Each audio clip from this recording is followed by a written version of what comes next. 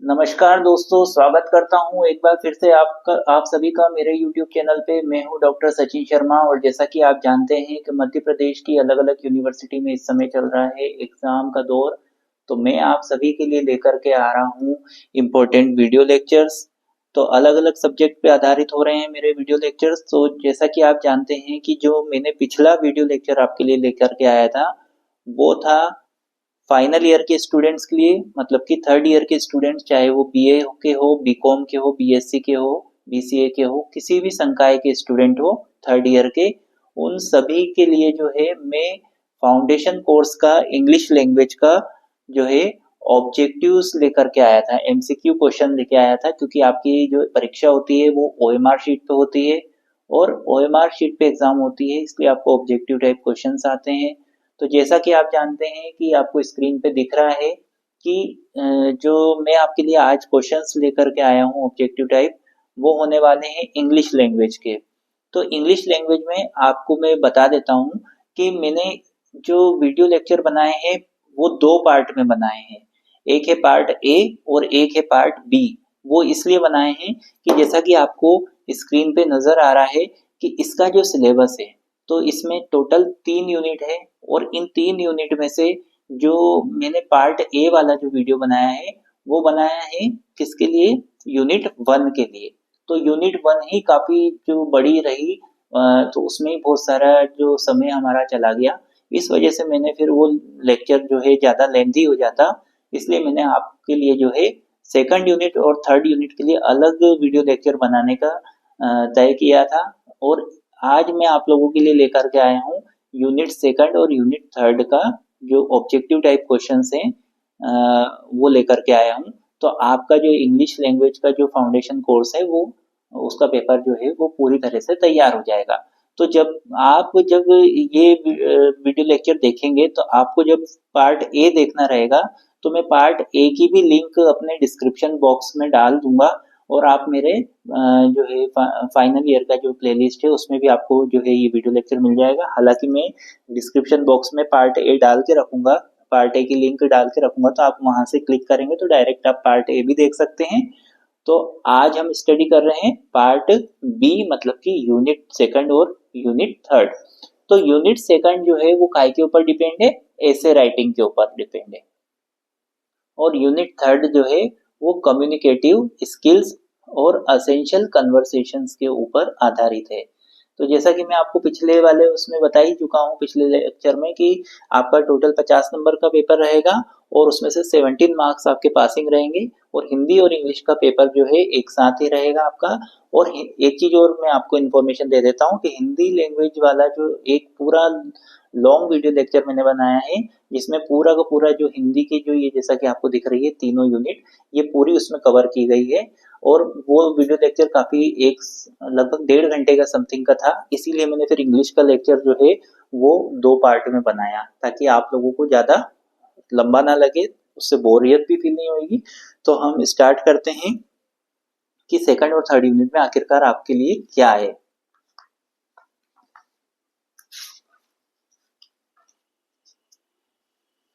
तो जैसे कि आपको दिख रहा है यहाँ पे सेकंड यूनिट यहाँ से स्टार्ट हो रही है।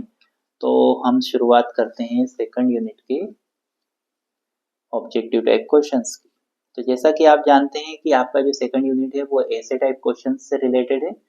तो स्टार्ट करते हैं। पहला है the introductory paragraph on an essay requires the topic thesis and. तो जो इंट्रोडक्शन वाला जो पार्ट रहता है पैराग्राफ का किसी भी ऐसे का, उसमें क्या क्या चीजें होती है, टॉपिक होता है, थीसिस होती है और क्या होता है, उसके मेन आइडियाज होते हैं। एन ऐसे इसे, एन ऐसे इसे, ऐसे क्या है, some kind of writing that has organised paragraphs. A good essay has the characteristics except. एक अच्छे ऐसे के क्या कैरेक्टरिस्टिक्स होते हैं, एक्सेप्ट, किस चीज को छोड़ करके बाकी सारी अच्छी चीजें होती है, फेकनेस, मतलब कि एक अच्छा ऐसे जो रहता है उसमें फेकनेस नहीं होनी चाहिए। उसके बाद में अगला क्वेश्चन है विच ऑफ द फॉलोइंग ऐसे टेल्स ए स्टोरी। तो मतलब कि जो एक ऐसा ऐसे जो स्टोरी के बारे में बताता है वो होता है narrative essay. We can write a short और लॉन्ग ऐसे। तो मतलब कि हम शॉर्ट ऐसे भी लिख सकते हैं और लॉन्ग ऐसे भी लिख सकते हैं। क्या ये सही है? तो इसका आंसर है सही है, true. A good writer must avoid in a good essay. तो ये एक प्रकार का स्लैंग है कि a good writer must avoid in a good essay. Which of these is not a characteristic of a good essay? तो brevity, dignified style, personal touch, ये तो जो है कैरेक्टरिस्टिक होते हैं अच्छे ऐसे के। फेकनेस जो है वो गुड कैरेक्टरिस्टिक नहीं होता, इसलिए इसका आंसर है fakeness. Which of these should be avoided in a good essay? तो क्या अच्छे ऐसे में क्या चीज को नहीं, क्या चीज को अवॉइड करना चाहिए? स्लैंग को। विच of these is not A type of ऐसे? तो इनमें से कौन सी चीज जो है एक ऐसे का प्रकार नहीं होता है? नरेटिव ऐसे, डिस्क्रिप्टिव ऐसे, आर्गुमेंटिव ऐसे, पर्सनल ऐसे। तो मतलब कि ये नरेटिव ऐसे और डिस्क्रिप्टिव ऐसे और आर्गुमेंटिव ऐसे जो रहते हैं, ये एक प्रकार है ऐसे के, पर पर्सनल ऐसे जो है ये प्रकार नहीं होता है ऐसे का। विच ऑफ दीज ऐसे टेल्स ए स्टोरी? तो मतलब कि एक स्टोरी जो है कौन सा ऐसे बताता है? नरेटिव ऐसे। डिस्क्रिप्टिव ऐसे डिस्क्राइब्ड ए प्लेस और ए पर्सन। सही बात है, डिस्क्रिप्टिव ऐसे जो रहते हैं वो पर्सन और प्लेस को डिस्क्राइब करते हैं। In which of these essay the writer arrives at a conclusion by logical reasoning? तो इनमें से कौन से ऐसे में राइटर जो है वो कंक्लूजन में आता है लॉजिकल रीजनिंग के? आर्ग्यूमेंटिव ऐसे में। Dash essay are a collection of one's thought. तो मतलब कि कौन सा ऐसे रहता है जो किसी व्यक्ति के थॉट पर आधारित होता है? Reflective essay. Which of these explains a subject? Expository essay. तो ये तो हो गया ऐसे के बारे में कुछ क्वेश्चंस। उसके बाद में अलग अलग प्रकार के जो ऐसे हैं, जैसे कि अब हम बात करते हैं जो आपके सिलेबस में अलग अलग प्रकार के जो ऐसे के बारे में दे रखा है। तो उनमें जो पहला प्रकार है वो है टेररिज्म के ऊपर। तो टेररिज्म के ऊपर अगर कोई ऐसे है मान लीजिए, तो उसके लिए जो है आपको क्या क्या क्वेश्चंस बनते हैं, तो उसको आप रीड करेंगे।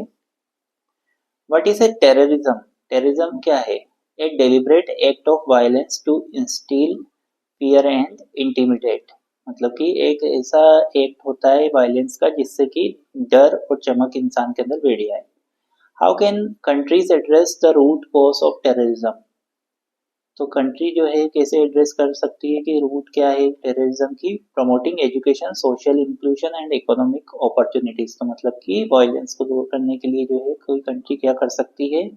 कोई कंट्री प्रमोट कर सकती है एजुकेशन को, सोशल इंक्लूजन को एंड इकोनॉमिक अपॉर्चुनिटीज को। उसके बाद में आता है what is the primary motive behind terrorist activity? तो टेररिस्ट एक्टिविटी का प्राइमरी जो मोटिव होता है वो क्या होता है? अचीविंग पॉलिटिकल, आइडियोलॉजिकल और religious goals. What is the significance of international cooperation in combating terrorism?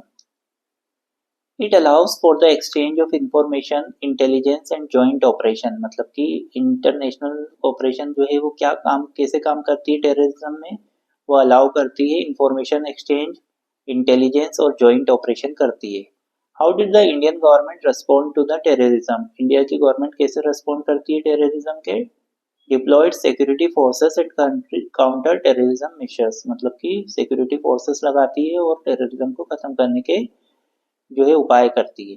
The Mumbai train blast took place in the local train of Mumbai and happened at 7 railway station. मतलब मुंबई में जो ट्रेन ब्लास्ट हुआ था वो 7 railway station में हुआ था। Terrorism is a cowardly act by the terrorist group who wish to disturb the peace of the country।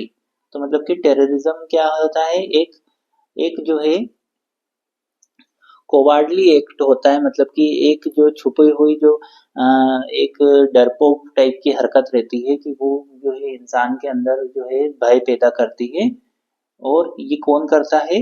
ये टेररिस्ट ग्रुप करते हैं। तो इसका आंसर है टेररिस्ट ग्रुप। उसके बाद में आपका अगला क्वेश्चन आता है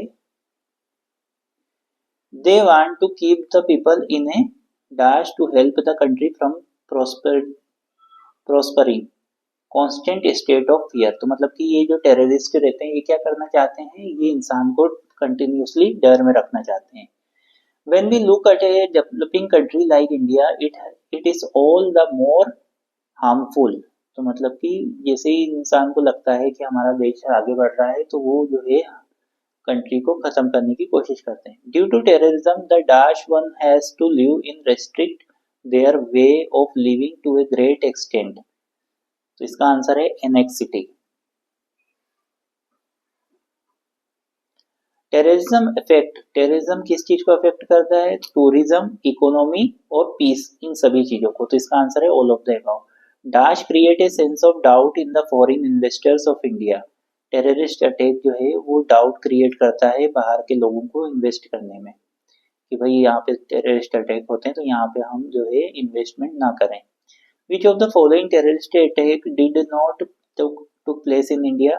तो कौन सा जो टेररिस्ट एक्ट है जो इंडिया में नहीं हुआ था, मुंबई ट्रेन ब्लास्ट हुआ था, 26/11 हुआ था, इंडियन पार्लियामेंट अटैक भी हुआ था, मतलब 9/11 का टेरर अटैक नहीं हुआ था।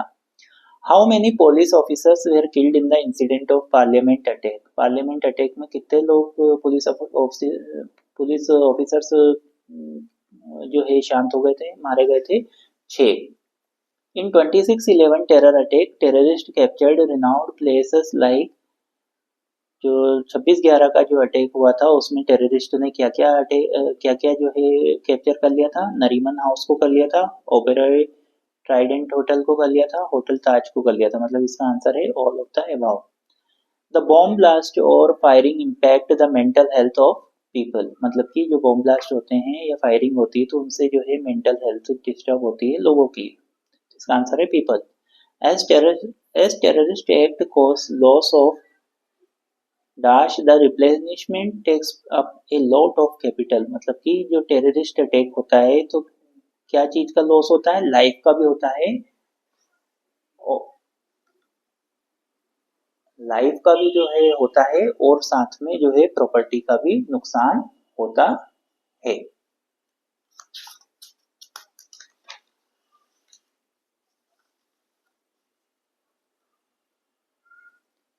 What is the role of education in countering terrorism. तो एजुकेशन का रोल क्या होता है टेररिज्म के प्रति? It can promote critical thinking and resilience against extremist ideologist. तो मतलब ये जो है सोचने समझने में जो है क्षमता प्रदान करता है अगर जो है एजुकेशन होती है। How can terrorism evolve in the modern world? It can become more sophisticated and globalised. तो मतलब कि टेररिज्म जो है वो मॉडर्न वर्ल्ड में किस तरीके से फैलता है, क्योंकि ये बहुत ही ज़्यादा सोफिस्टिकेटेड तरीके से और ग्लोबलाइज्ड तरीके से फैलता है। अब ये जो जो आपके सिलेबस में जो जो एसेस के बारे में बताया हुआ है तो उनमें से देखिए आपको कोई से भी एसे के बारे में पूछ लिया जाएगा, आपके ऑब्जेक्टिव टाइप क्वेश्चन रहेंगे तो क्वेश्चन इसी तरीके से बनेंगे। अब जैसे आपका ये अगला एसे जो था वो कोविड-19 के ऊपर था, पहला टेररिज्म के ऊपर था, अब ये कोविड-19 के ऊपर है। तो कोविड-19 के कौन कौन से क्वेश्चन बनते हैं हम उसको देखते हैं। कोविड-19 के जो आपके क्वेश्चन बनते हैं वो है, corona virus is commonly known as, corona virus को कॉमनली कोविड-19 कहते हैं। कोरोना वायरस इज क्या है, कोरोना वायरस एन इन्फेक्टिशियस डिसीज है। हाउ डिड द कोविड-19 पेंडेमिक स्टार्ट, कोविड-19 पेंडेमिक कैसे स्टार्ट हुई थी? It emerged from A wait market in Wuhan China. तो ये चाइना से आया था। What is the name of covid vaccination campaign launched by Indian government? तो कोविड-19 का वैक्सीनेशन कैंपेन का नाम क्या था इंडियन गवर्नमेंट का? Mission Covid shield. How did the कोविड-19 pandemic affect the education system in India? Online learning became the primary mode of education. मतलब कि जो एजुकेशन है वो प्राइमरी मोड बन गया था, ऑनलाइन लर्निंग, ऑनलाइन के थ्रू लोग पढ़ाई कर रहे थे। What is the primary mode of transmission of कोविड-19? कोविड-19 कैसे फैलता है? एयरबोर्न ड्रॉपलेट्स के द्वारा। How did covid pandemic impact India's economy? तो India experienced a significant economic downturn and contractions. उसके बाद में What was one of the key lesson learned from COVID-19 pandemic for India? तो क्या लेसन जो है COVID-19 पेंडेमिक से मिला इंडिया में? Strengthening the public health system, तो इससे ये मालूम पड़ा कि हमको हमारा जो पब्लिक हेल्थ सिस्टम है उसको मजबूत करना पड़ेगा। What did the government of India do to combat the pandemic? Government of India ने क्या किया था इस पेंडेमिक से निपटने के लिए? Launched the largest vaccination campaign in history. Which of the following symptoms is commonly associated with COVID-19 pandemic? तो कोविड-19 जो पेंडेमिक है इसके सिम्टम्स क्या थे? Cough, fever and difficulty in breathing.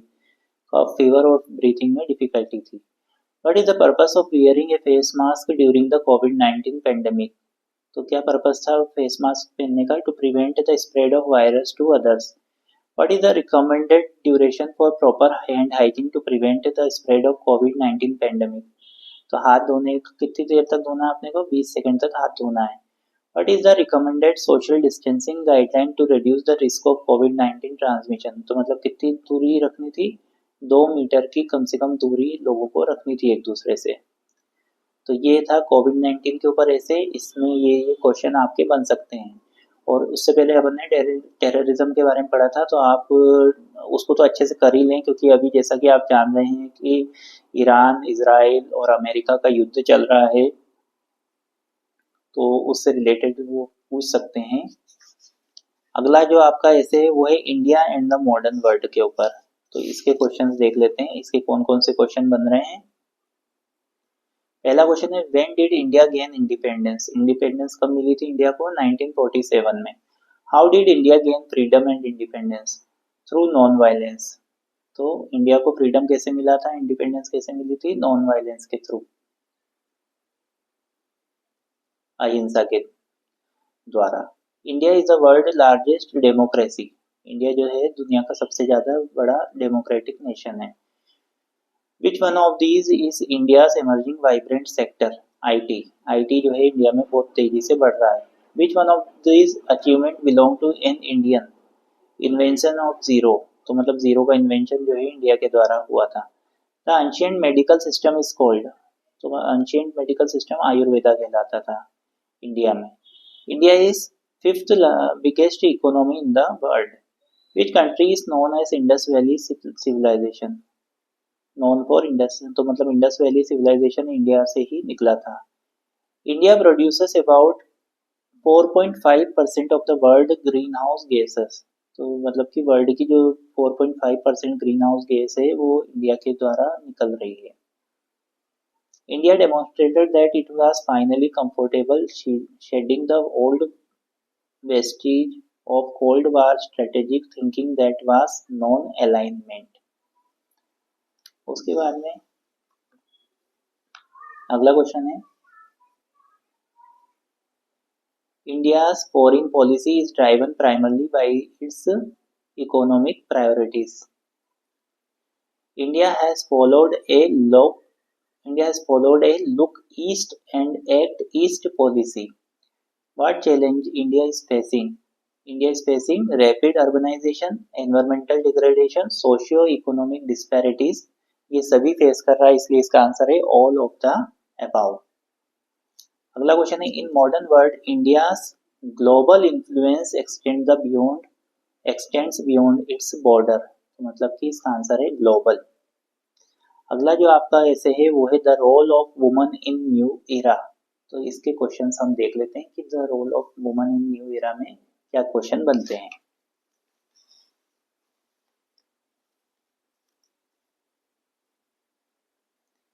पहला क्वेश्चन है women's empowerment refer to woman having equal right and opportunities as man. What is the significance of education in empowering woman?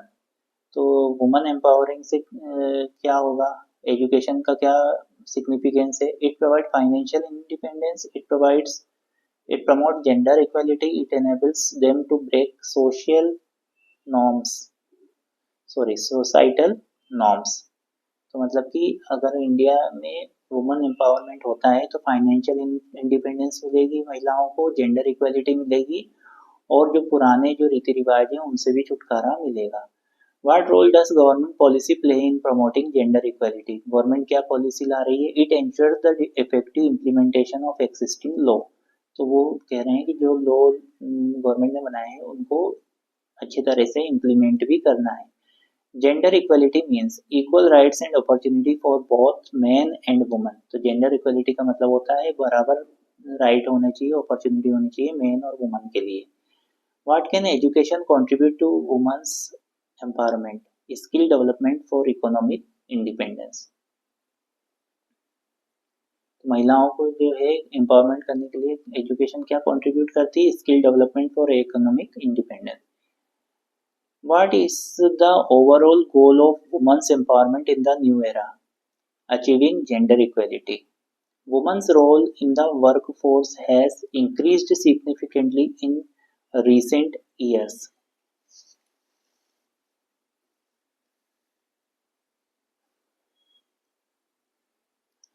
How can economic empowerment benefit women?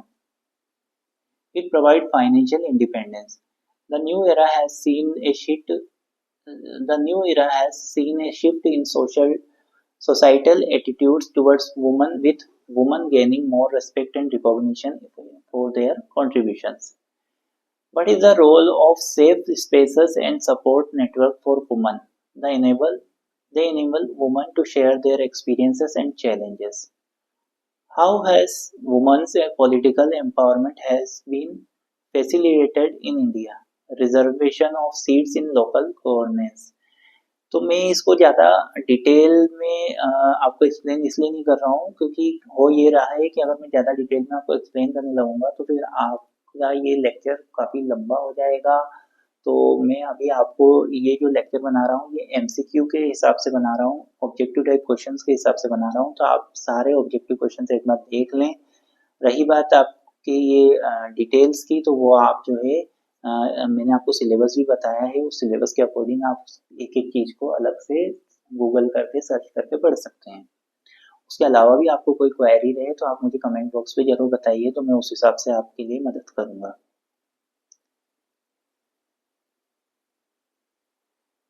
What is one key challenge that needs to be addressed for women's progress? Gender-based violence. How can society challenge gender stereotypes? तो मतलब कि society के क्या challenges हैं gender stereotypes में? Encouraging men to take on household responsibility, मतलब कि main को जो है हाउस होल्ड रिस्पॉन्सिबिलिटी दी जाती है। Emphasising gender equality in school curriculum, promoting awareness campaigns, ये सभी इसके आंसर हैं।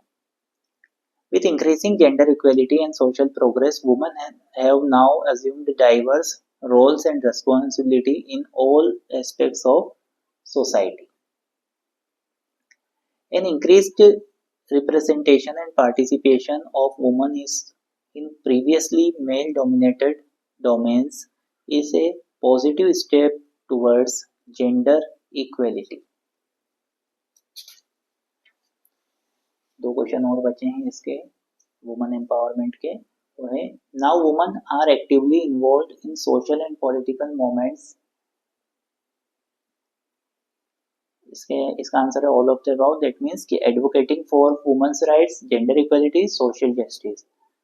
Despite all women empowerment laws, women continue to face issues such as, तो मतलब कि भले कितने भी वुमेन एम्पावरमेंट लॉ बना दिए फिर भी वुमेन्स जो हैं वो कौन कौन से इश्यूज फेस करती हैं? Unequal pay, limited access to resources, gender based violence. तो इसलिए इसका आंसर है ऑल ऑफ द अबव। फिर आपका अगला ऐसे है द ग्लोबल वर्ल्ड के ऊपर, तो इसमें कौन कौन से क्वेश्चंस बनते हैं वो देख लेते हैं। What is the meaning of global world? तो ग्लोबल वर्ल्ड का मतलब होता है वर्ल्ड वाइड, इंटरकॉन्टिनेंटल और यूनिवर्सल, ये सभी होता है, इसलिए all of the above. What are the role of technology in global world? तो इसका आंसर भी ऑल ऑफ द अबव है, मतलब कि रोल ऑफ टेक्नोलॉजी क्या होता है ग्लोबल वर्ल्ड में? Increased interdependence among Nations, seamless flow of information, goods, capital and ideas, technological advancements. अगला क्वेश्चन है what is the concept of global citizenship? तो ग्लोबल सिटीजनशिप का कॉन्सेप्ट क्या है? Identification with A broader global community. अगला question है how has the global world impacted culture and media. इसका answer भी ऑल ऑफ द अबाव है। तो इसका answer all of the above मतलब कि promotion of cross cultural understanding, dissemination of diverse cultural product, homogenization of cultures. What is a potential risk associated with global world? Potential risk क्या होता है? Global pandemic, cyber security threats, social unrest, ये सभी इसके risk होते हैं, potential risk होते हैं ग्लोबल वर्ल्ड के। How does economic globalisation affect nations? तो इकोनॉमिक ग्लोबलाइजेशन कैसे अफेक्ट करता है नेशन को? It promotes economic cooperation.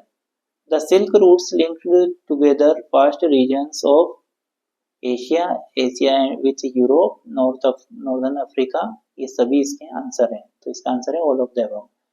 What is the challenge posed by global world in terms of decision making? इसका answer है difficult in reaching consensus. When America's vast land and abundant crops and minerals began to transform trade and lives everywhere. 16th century में जो है America का जो है wasteland and abundant crop और minerals का ट्रांसफॉर्म ट्रेड चालू हुआ था। What is the significance of cultural diversity in the global world? तो कल्चरल डाइवर्सिटी का मतलब क्या होता है ग्लोबल वर्ल्ड में? It promotes tolerance and understanding.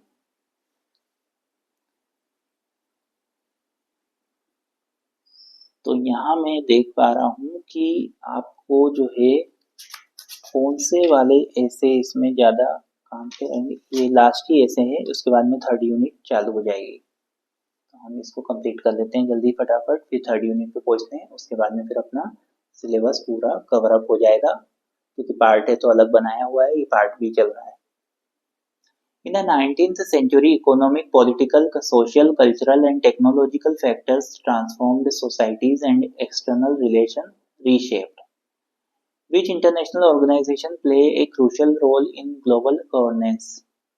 International organization play a crucial role in global governance. इसका आंसर है all of the above. World Trade Organization, World Health Organization, United Nations. तो मतलब ये सभी इंटरनेशनल ऑर्गेनाइजेशन है जो कि ग्लोबल गवर्नेंस का काम करती हैं।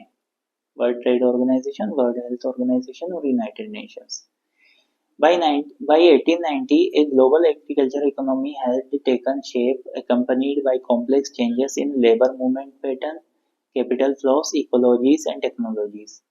All of the above इसका आंसर है, मतलब ये तीनों पॉइंट इसके सही है। What is the overall impact of global world on individual society and nations? तो इसका आंसर भी all of the above है, मतलब कि challenges in achieving global governance, opportunities for economic growth and cultural exchange, increased interconnectedness and interdependence. The main destination of Indian indentured migrants were the Caribbean island, Mauritius, Fiji, all of the above इसका answer है, मतलब ये तीनों इसके answer है। After the war Britain found it difficult to recapture its earlier position of dominance in Indian market and to compete with Japan internationally. इसका answer है Japan. What challenges does the global world pose in terms of economic inequality? तो इसका answer है unequal distribution of benefits. अगला question है Due to the depression, India's exports and imports went down to half between 1928 and 1934. The main aim of the post-war international economic system was to preserve economic stability.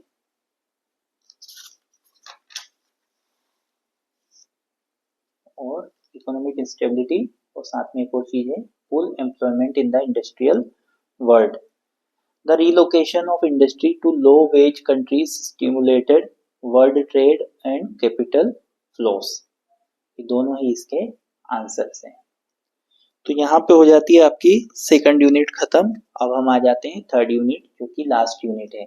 तो ये जो शुरुआत हुई इस ये दो भागों में डिवाइडेड है।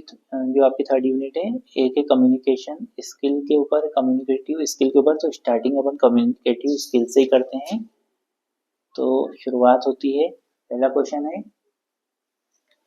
English is a English is full of confusing words that sound alike but is spelled differently। तो इंग्लिश जो है एक तरीके से कंफ्यूजिंग है, जिसमें बहुत सारे जो चीजें हैं उनके लगभग साउंड एक जैसे करते हैं शब्द, पर वो जो है स्पेलिंग उनकी डिफरेंट रहती है। ऑडियंस मीन्स, ऑडियंस क्या होती है, a group of listeners in a sentence if indicates a condition. The word anxious meaning worried, anxious का मतलब होता है worried. Meaning of fast friend मतलब कि good friend. What is the meaning of word illegible which cannot be read. Meaning of all that glitters is not gold, इसका meaning क्या होता है, all good things may not be good. A bad boy took little boys pen with rob. In this sentence word rob means to forcibly snatch. Rob का मतलब क्या हुआ, forcibly snatch. Custom is a common social usage.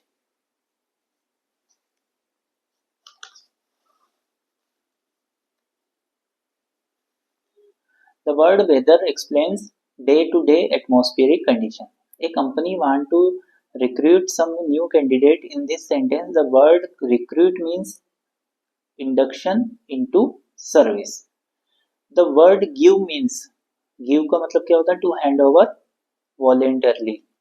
People means, people मतलब क्या होता है, more than one person, members of a race or community.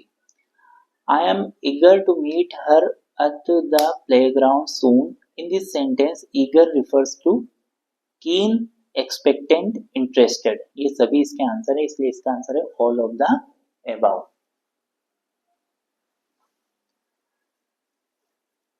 The carpenter is a good artisan।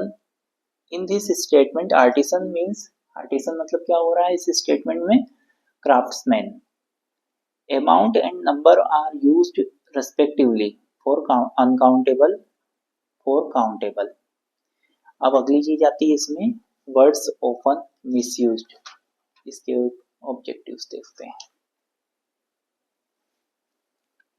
The use of word in an incorrect and inappropriate manner is a common synonym for the phenomenon known as misuse of words। Misuse of words refers to the practice of using words in a way that writers are not able to spell correctly or in a manner that is not intended। Affect is usually used as a verb meaning to influence। Effect is most commonly used as a noun meaning result। I was working in a publication then। Here then refers to that time। Ram is a better player than you। Here than is used to express comparison।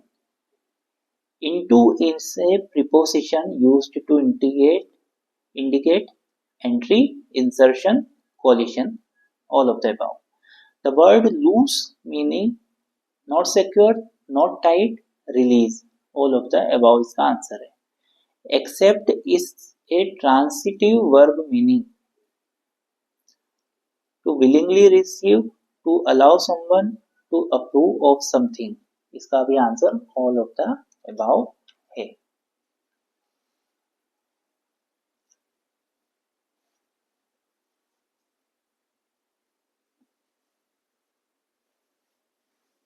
अगला question है, the app functions well but it needs some improvement। in this sentence, well is an adverb।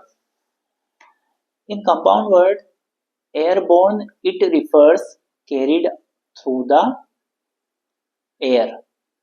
the word principal can used as a noun to refer to a person in authority, the perpetrator of a crime, the capital sum of a loan।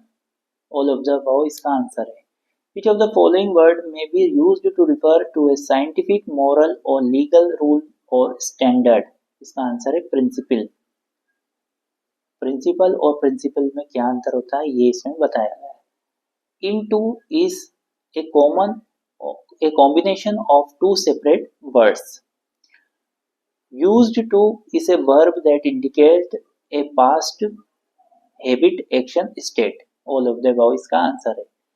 Used to also indicates a past habit, action or state, but it's only used in combination with did not, all of the above इसका answer है। didn't वगैरह ये सब चीजें इसके अंतर्गत आती है। among means मतलब क्या होता है? among का मतलब सराउंडेड बाय या इन द कंपनी ऑफ, तो मतलब कि बोथ ए एंड बी इसके आंसर है। Breathe is a verb that means inhale air, exhale air, दोनों इसके आंसर है। Discreet is used to mean inconspicuous, cautious, discerning, ये सभी इसके आंसर है। अब आती है बात काय की, अब आती है आइडियोमेटिक एक्सप्रेशन। अब आइडियोमेटिक एक्सप्रेशन से रिलेटेड क्वेश्चन आएंगे। जैसे कि आपको क्वेश्चन पूछा है, idioms can be difficult to translate to other language, the best of word both words means enjoy two different opportunities.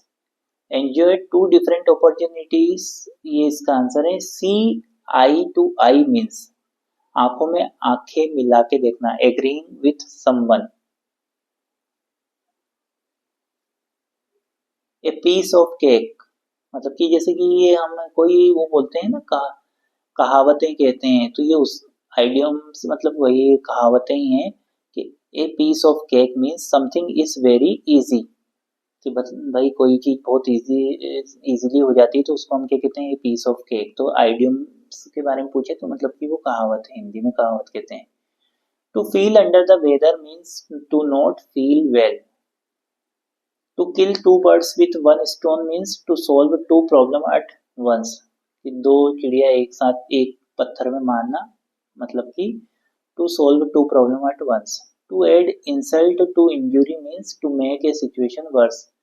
Hit the book means going to study. Stab someone in the back means to hurt someone. Lose your touch means to lose a skill.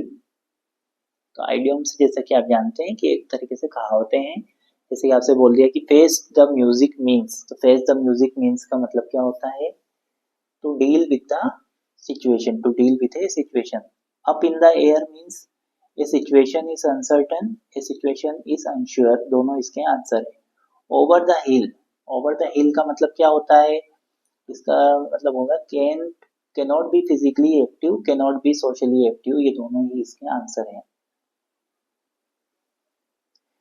Born with a silver spoon in one's mouth means from a wealthy and successful family. Break the bank means something that is overly expensive. Living hand to mouth means earning not enough to survive. Find your feet means in a new situation. Cool as a cucumber means very calm, very relaxed. In hot water means in a bad situation, serious trouble. Eats like a horse means eat a lot of food. A bad apple means a person who creates problem. A person who creates problem, ये इसका answer है।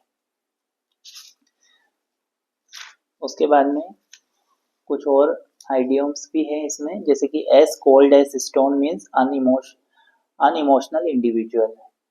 A couch potato refers to someone who spends a lot of time in sitting on the couch. Nip something in the bud means to stop a bad situation from becoming worse. Spill the beans means give out information that's supposed to be kept secret. A rising tide lifts all boats means a stable economy often benefits everyone. Castles in the sky refers to fantasizing about an unrealistic future.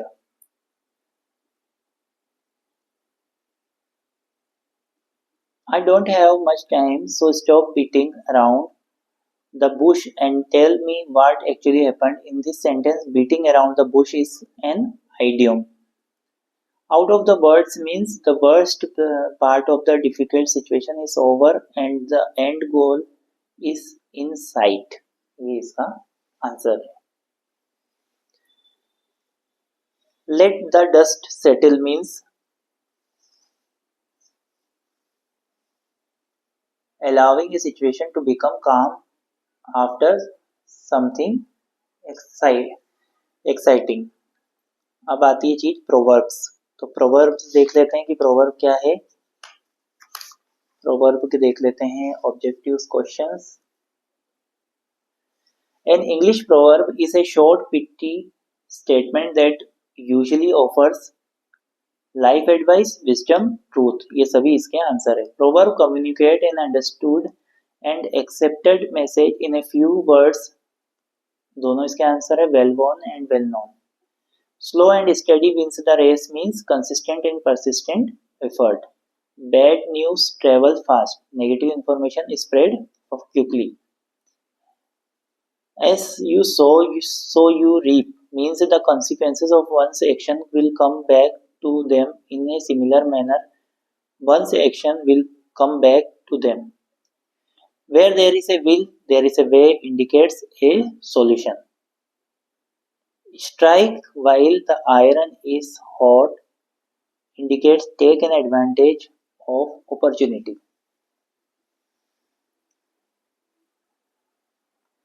Charity begins at home indicates responsibility towards family.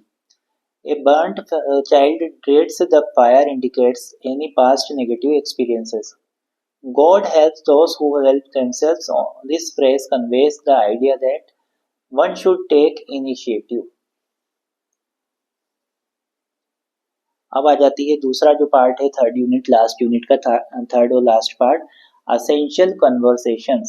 Introducing yourself. इसमें देखते हैं कि अपन अपने आप को introduce कैसे करवाते हैं.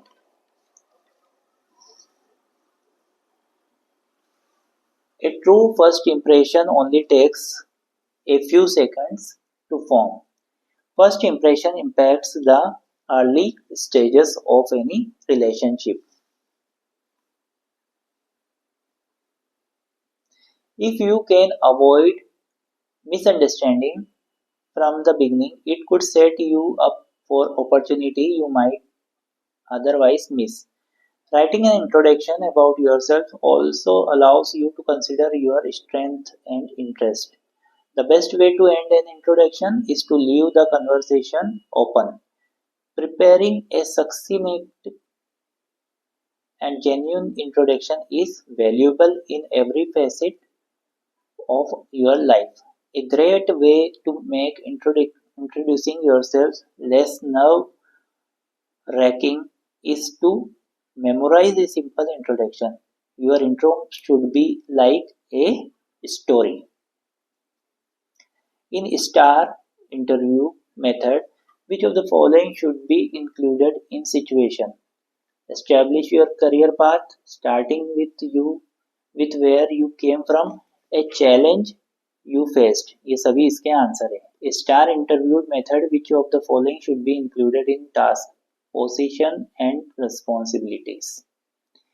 In star interview method, which of the following should be included in result, what you achieved. Communication skills are tasked to making a good first impression. इसका आंसर है essential. An hiring manager cares about your qualification but also want to ensure you will get along with your co-workers and enjoy the company culture. A great way to show your interest in the person on the other end is to complete your introduction with a question. अगला आता है introducing other person, कि दूसरों को हम कैसे introduce करते हैं.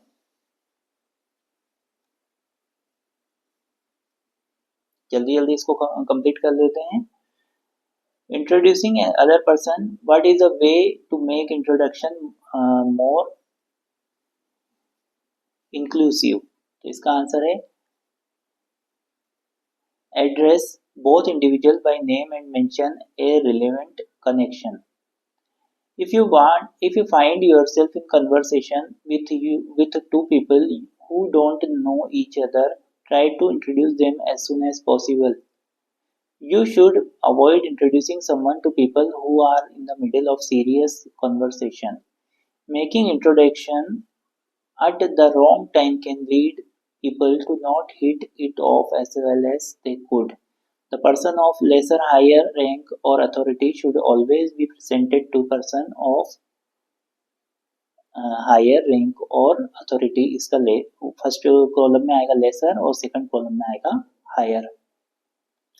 In general, in a social setting, gender is the trump card and determines the higher rank. Women are always ranked over men unless the man is significantly older than the woman. After gender, age is next determining factor. Great age takes precedence over most rank or authority out of courtesy and respect.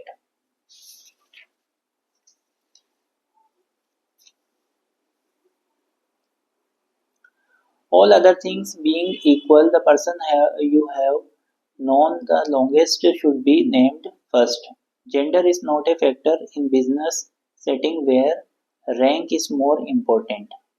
Your relatives hold higher rank over your friends. In the business setting, women still have a higher rank over men and older people still have a higher rank over younger people, but position trumps age and gender. Always state the name of the person with higher rank and present the person of lower rank to them. This makes the person of higher rank stand out of the more important person in the situation. Provide background information to help the people start a conversation. You should do not do this only after you have introduced the people.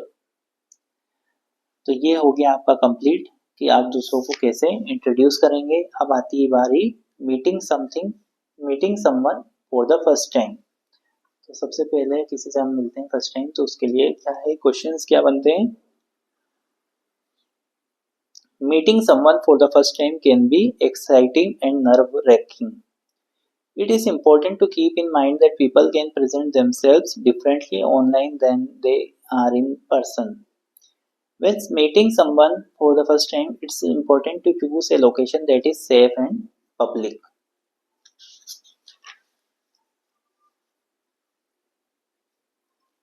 Social media can be a breeding ground for deception. Don't share personal information with the person meeting for the first time. Don't have unrealistic expectation and try to go into the meeting with an open mind. Remember that social media interactions can be very different from the face-to-face interaction. Prepare some topics of conversation that you think the person you are meeting might be interested in. Remember that building a relationship takes time and it's important to be patient and let things develop naturally. Make sure that you both have an understanding of what to expect from the meeting. अब आती है बारी at the airport. Airport पे आपके बारे में कैसे क्या आपको करना चाहिए, सारी चीजें वो इसमें बताई जाएगी. Airport are junctions where people from diverse background converge, creating a melting pot of cultures, language, stories. ये सभी इसके आंसर हैं. Airport provide a unique opportunity for engaging in conversations with fellow travelers when you are waiting for flight, passing through security at a terminal cap. ये सभी इसके answer हैं. You should always remember to be polite, especially when speaking to custom officials and security officers. A friendly greeting is often the starting point of the conversation at the airport. Be genuine and warm in your approach to make the other person feel comfortable and receptive to conversation. To start conversation in the airport, you may choose general topics such as the weather, local attraction, favorite travel destination. ये सभी इनमें आते हैं. Demonstrate curiosity about the other person by asking open-minded questions. Open-minded questions allowing you to learn more about the other persons. Share your own experience and adventure and encourage others to do the same.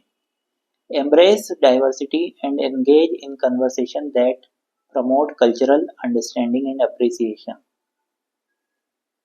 If you notice something struggling with direction, you should offer assistance. Conversion at an airport can be enjoyable, but it's important to respect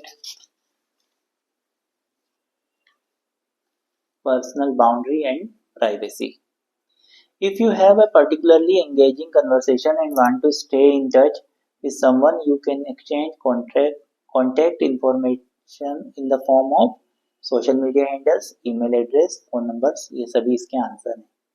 By embracing the shared experience, being approachable, engaging in small talk, and sharing travel stories, you can make the most conversations at the airport. तो ये हो गया. उसके बाद में offering food in A restaurant. तो restaurant के बारे में बात करते हैं. तो visiting A restaurant is not just about satisfying hunger. One crucial aspect of dining out is the process of ordering food. How much navigate the menu, interact with the wait staff, and communicate your preference can greatly enhance your dining experience. Which of the following is included in the first step of ordering food in a restaurant? Read through the description of dishes, paying attention to ingredient, cooking methods, any special features. ये सभी इसके answer हैं. All of the above. If you are having trouble deciding or want to try something unique, don't hesitate to seek recommendation from the wait staff.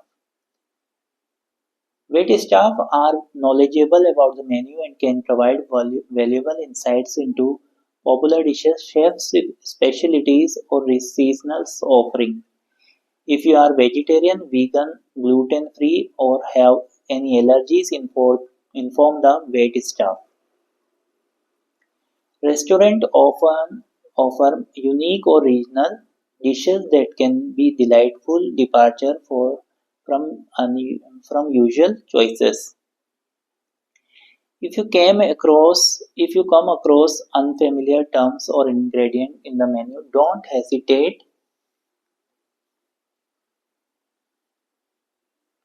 to ask the wait staff for clarification.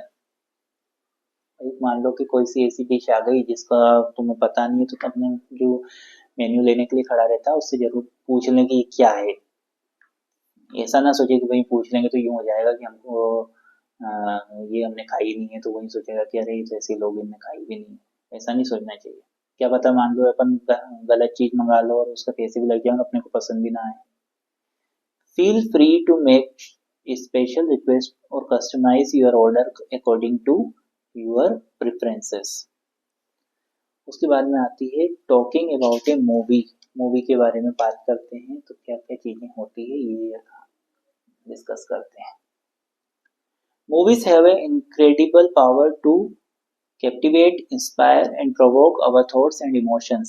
Discussing movies can be a fantastic way to connect with others and delve deeper into the cinematic experience. When talking about a movie, express your overall thoughts, feelings, impressions. Discuss the storyline themes explored in the movie.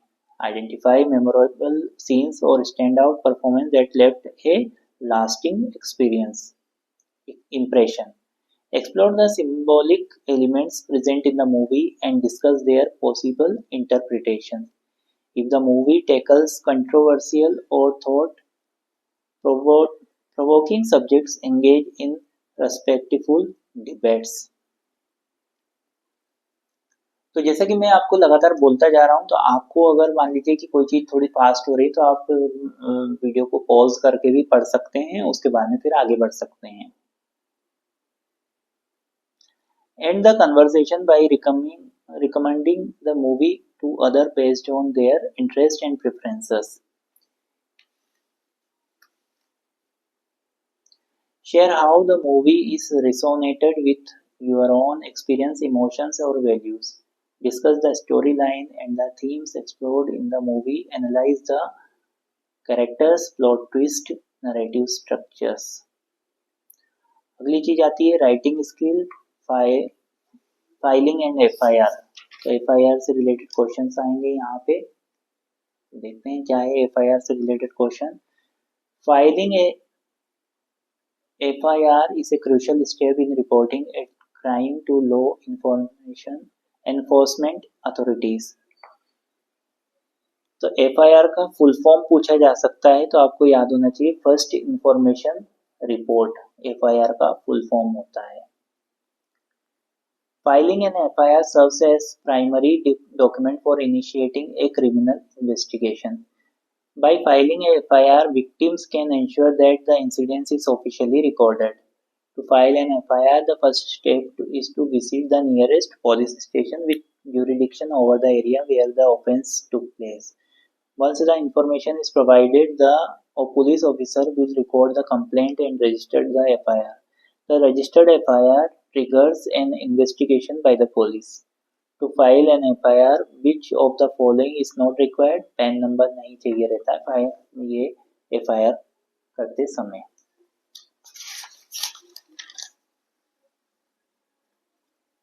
To file an FIR, which of the following is required? Registration number, chassis number, engine number, ये सभी चाहिए रहता है। The responsibility to collect evidence is of policeman, सारे evidence policeman ही जो है collect करता है। अब आती है बारी राइटिंग ए रेज्यूम। तो रेज्यूम लिखने में आपको कौन कौन से क्वेश्चन पूछे जा सकते हैं। The purpose of a resume, resume का पर्पस क्या होता है? रेज्यूम का पर्पस होता है to showcase one's experience and accomplishment. A good resume should include all your details regarding educational qualification and job experience. The most commonly used resume format is chronological. A well-written resume presents skill, qualification, and experience to potential employers. Ensure that your contact information is up to date, easily accessible. Professional summary or objective statement section should be aligned with the specific job. Education section of a resume must include the name of institution, degrees obtained, graduation years. Work experience must include job titles, company names, employment dates. Skill section of a resume may include technical skills, soft skills.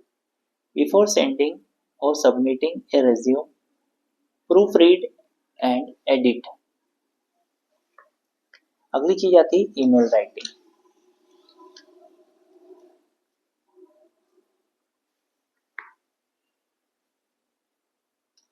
अब ईमेil has been an integral part of college professional communication. Writing effective email is a crucial for conveying information, building relationship, achieving desired outcome। ये सभी इसके answer हैं। Before composing an email, it is important to identify the purpose and intended recipients.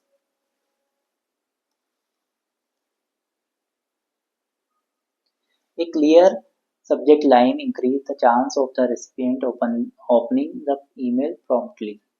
While writing an email, be concise but ensure that the message is complete and understandable. In email writing, use appropriate language, avoiding slang or jargon, remembering to proofread for grammar and spelling errors। ये सभी इसके answer है। Typing email in capitals is considered as shouting and rude. What is EOM? End of message. Like traditional business letters, each individual email should be clear and concise. अब आती है बारी blog writing and given on A given topic. तो blog writing के अपन question देख लेते हैं। अब हमारे खत्म ही होने वाला है, 5 मिनट का आई थिंक और बचा है। Blog writing refers to the act of publishing written content on a blog platform. A blog is an outline platform or website where individual or organization can share thoughts, opinions, knowledge, experience, or information of various topics of interest. First step of blog writing is choosing a topic. What is included in supportive evidence, credible source, data, statistics, examples. Search engine optimization refers to optimizing the blog post with relevant keywords, meta tags, and heading to improve its visibility in search engine result. The last step of writing a blog is publishing and promotion. What is recommended frequency of publishing blog post depends on the individual goals. तो ये था आपका English का आधार पाठ्यक्रम का या हम कहेंगे फाउंडेशन कोर्स का सिलेबस, जो कि हमने पूरा कवर अप कर लिया है। जैसा कि आपको इसमें दिख रहा है कि आपकी 3 यूनिट है और ये तीनों यूनिट हम जो है ऑब्जेक्टिव टाइप क्वेश्चंस की कंप्लीट कर चुके हैं। मैंने हिंदी की तो आपको ऑलरेडी कंप्लीट करके पूरा एक ही वीडियो में बना दिया था और इसके 2 पार्ट बनाए हैं, और ए और बी। ये बी वाला पार्ट है। इसके जो डिस्क्रिप्शन बॉक्स है उसमें मैं आपको ए वाले पार्ट की लिंक भी डाल दूंगा, और उसी तरीके से ए वाले पार्ट की के डिस्क्रिप्शन बॉक्स में बी वाले पार्ट की लिंक भी डाल दूंगा। तो आपका ये पूरा का पूरा फाउंडेशन कोर्स का सिलेबस मैंने कंप्लीट करा दिया है ऑब्जेक्टिव फॉर्म में। तो इसी तरीके से मैं और भी आपके सब्जेक्ट के डिटेल्स या वीडियो लेक्चर लाता रहूँगा, पर आप भी मुझे कमेंट बॉक्स में बताएं कि आपको वीडियोस कैसे लग रहे हैं, आपको किस चीज़ के वीडियोस और चाहिए, वो मुझे कमेंट बॉक्स में ज़रूर बताएं। और ऐसे अच्छे अच्छे वीडियो में लाता रहूँगा। इसको बनाने में बहुत मेहनत लगती है, तो आप चैनल को सब्सक्राइब करें और ज़्यादा से ज़्यादा अपने फ्रेंड्स के साथ शेयर भी करें और उनको भी सब्सक्राइब करें। मिलते हैं नेक्स्ट वीडियो के साथ, तब तक के लिए नमस्कार और धन्यवाद।